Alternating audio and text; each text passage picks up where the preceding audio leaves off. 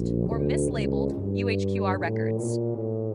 To make sure we're talking about the same thing, does the label say side A, but when you play it, you hear the songs that should be on side B?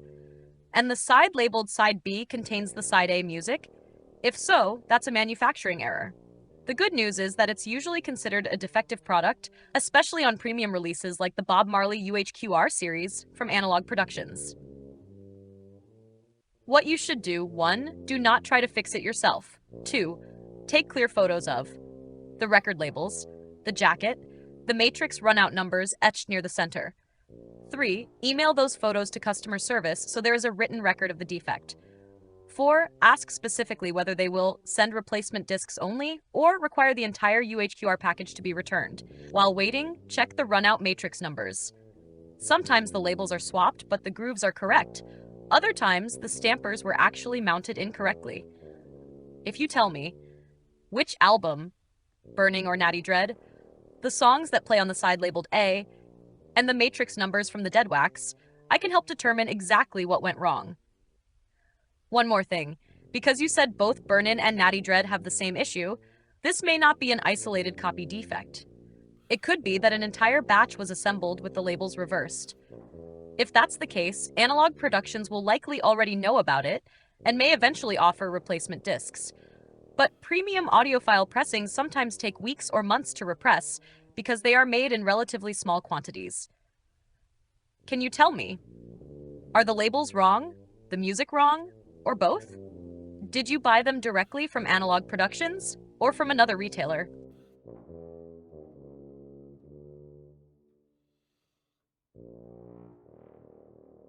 That's a very different situation. If the side labeled A plays the correct A-side music, the side labeled B plays the correct B-side music, then there is no defect in the pressing itself. What may be happening is that you're expecting the record to be arranged differently than it is. On many LPs, especially audiophile reissues, when you flip the record over, side B is physically on the opposite side of the disc. That's normal. Can you explain exactly what you mean by, open quote, the A-side is the B-side and the B-side is the A-side, close quote. For example, when the record is on the platter, does the side labeled face up when you want to play side A? Or are you saying the labels appear on the wrong physical side of the disc compared with other records you own? If the music matches the labels, Analog Productions may have told you it could take a while because they didn't immediately recognize it as a manufacturing defect. Can you describe what seems wrong when you're holding the record in your hands? A photo would help too.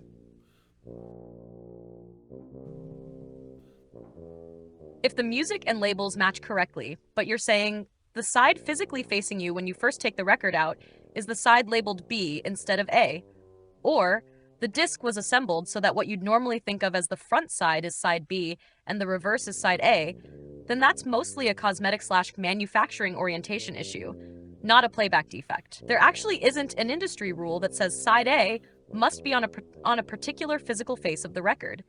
During manufacturing, either face can become side A as long as the labels and grooves correspond correctly. That said, for a premium UHQR release, collectors often expect consistency. If both Burning and Natty Dread have the same orientation, it may have been intentional or a whole production batch was assembled that way. A few questions. 1. Are the labels correctly marked A and B? 2. Do the tracks on each labeled side match the track listing? 3. Is your concern mainly collector value, or are you worried it's a defect worth replacing? If it's only the physical orientation of the sides, I wouldn't worry about playback or sound quality at all. The record will perform exactly the same. The main issue would be collector preference and whether Analog Productions considers it a manufacturing error. Possibly, but I wouldn't count on it becoming significantly more valuable. For records, a manufacturing oddity increases value only if collectors recognize it as a genuine pressing variation, and there are relatively few of them. If both UHQR titles have the same orientation issue, other buyers report the same thing, and Analog Productions considers it normal or a widespread batch variation, then it probably won't command a premium. On the other hand, if it turns out that only a small number of copies were assembled this way, the label later corrects it, and collectors can identify it as a rare variant, then it could become more desirable. My practical view: if the records play perfectly and you're happy with them, there's no harm in keeping them. If Analog Productions offers replacement discs, you might even keep documentation of the issue and decide later whether to replace them. Don't assume it's an investment. Most pressing errors do not become highly valuable. A few do, but it's hard to predict. If you want a better sense of the odds, I'd check whether other owners of the UHQR editions of Burnin' and Natty Dread are reporting the same thing.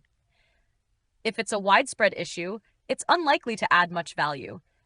If almost nobody else has it, that's more interesting from a collector's standpoint.